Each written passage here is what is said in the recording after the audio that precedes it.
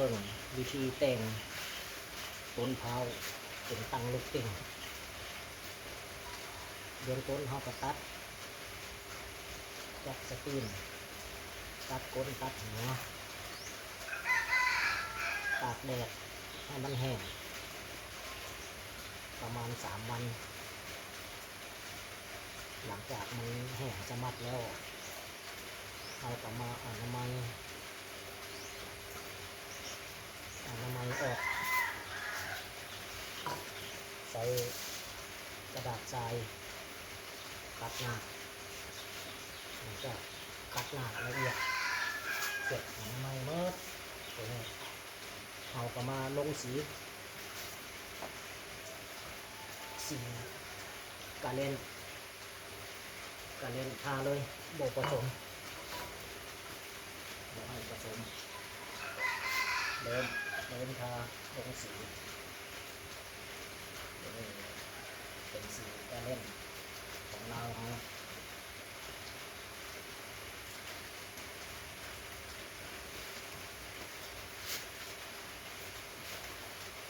บอกให้ที่เด้อผู้ใดตัดต้นเผาออกจากแนวไฟหรือว่าตัดต้นเผาออกจากต่างเฮือนติดต่อหาให้ราคางามทดลองเฮ็ดเบิ่งเกี่ยวกับอิฐดีกว่าถิ่มพระถิ่มไว้มันกระดอกเอามาแต่งลงสี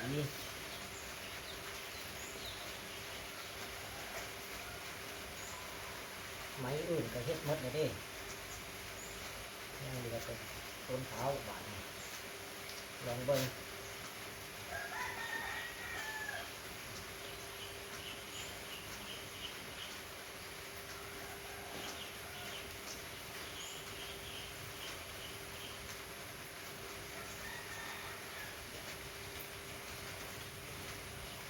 ใช้งบประมาณน้อยนึงกับโบราณตัวเสียก็แม่นซื้อน้ำมันอบซัง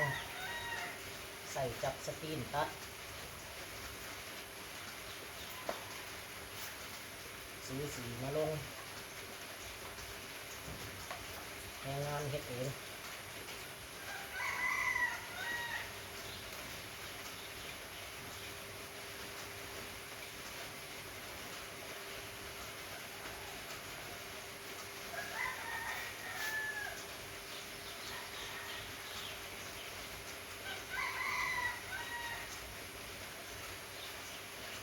เวลาว่างกับเรียก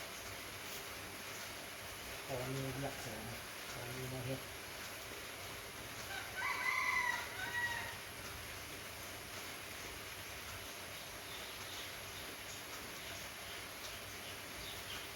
ปลาได้เลี้ยงดวงกินดวงก็ได้ด้วย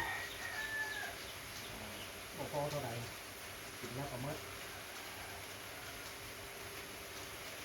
รสชาติแซ่บจามนี่ให้เห็ดลงสีรักษาไว้หลายปี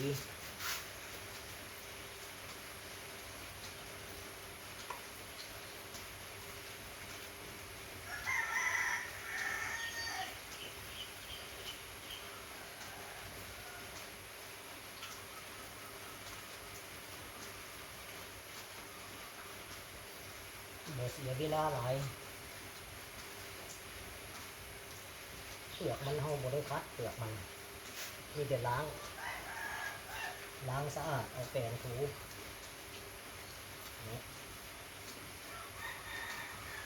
ย้อมบ่เสียเวลาหลายกินข้างเขา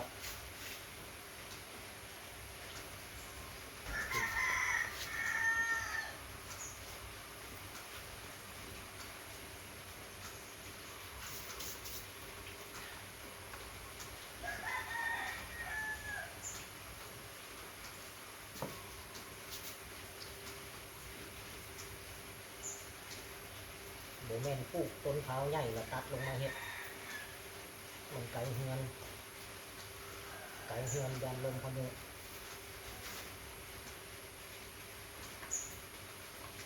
เพราะว่าต้นเผาต้นหนึ่งก็กลัวจะได้กินมากก็ใช้เวลา10-20 ปี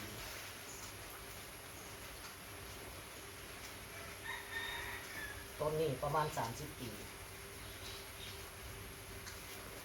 บ่คือครับปานใดประมาณ30 ปี35หรือว่า40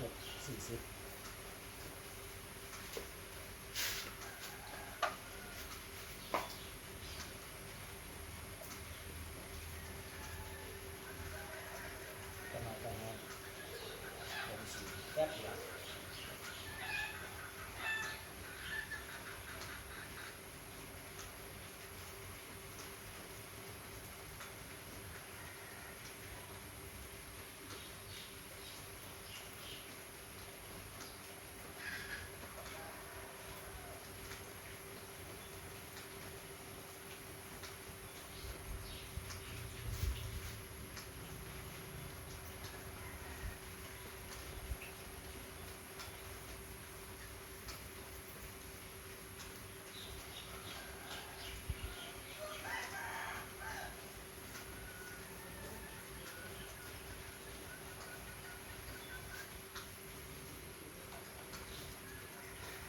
สำเร็จหน่วยหนึ่งประมาณ10 นาทีสำเร็จจากหน่อยก็แต่งหน้า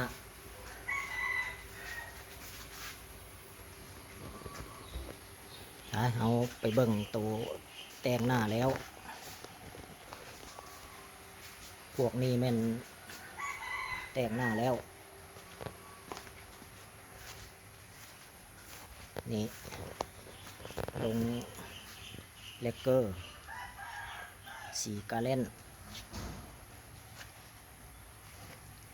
หน้าก็ใสสีธรรมดา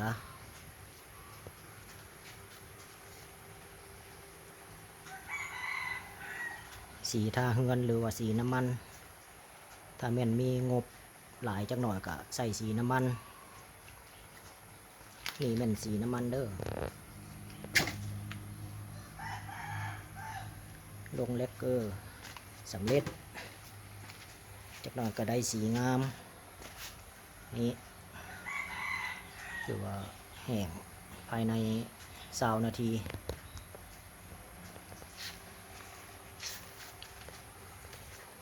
เดี๋ยวจักหน่อยมา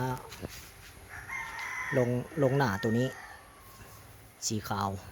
วมาทาหน้านี่ก็สำเร็จแล้วบัดนี้ไปเบิ่งตัวดวงเจาะเนาะบาดนี้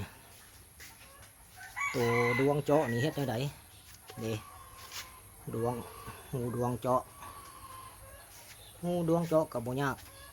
เฮาก็เอาขี่ตัวที่เฮา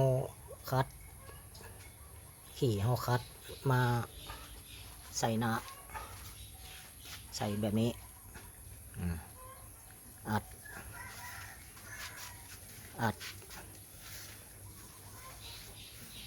คัดละเอียด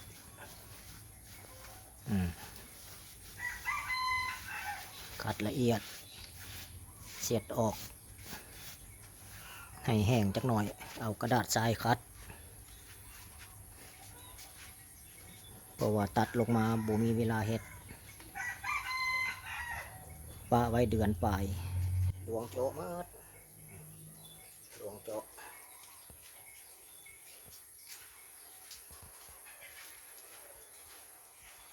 เมื่อวานนี้ได้จานหนึ่ง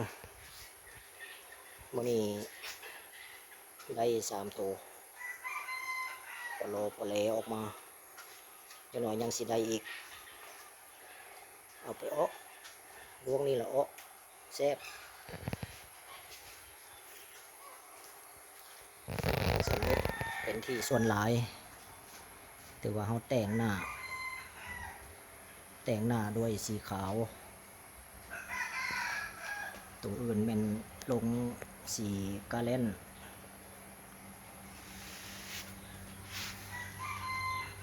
ใส่สดเลยนี่ กาเล่นเราเดี๋ยวถ้าเบิ่งมันแห้งจักหน่อยแห้ง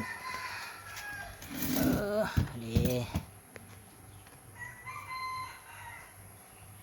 ตัดประมาณ60เซน50ต่ำโพด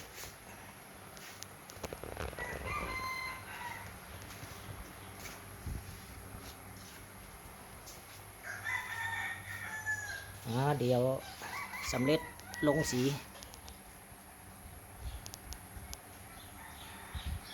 มีอันใดคืบหน้าแนะนำตื่มอย่าลืมเด้อต้นพร้าวเด้อผู้ใดมีต้นพร้าวตัดทิ่มออกจากข้างเฮือนตัดออกจากแล้วไผ่ถือว่าติดต่อหาเพราะว่าทดลองเป็นเถื่อทำอิฐตั้งลูกติ่งต้นพร้าวเอามีอย่างถ้าเบิ่งผลงานอีกสุดหน้าสุดนี้ถือว่าถ้าเบิ่งมันแห้งแล้วจังสีให้เบิ่งสีกาเล่นเวลาแห้งมันสิเป็นอะไรสีเงางามอยู่บ่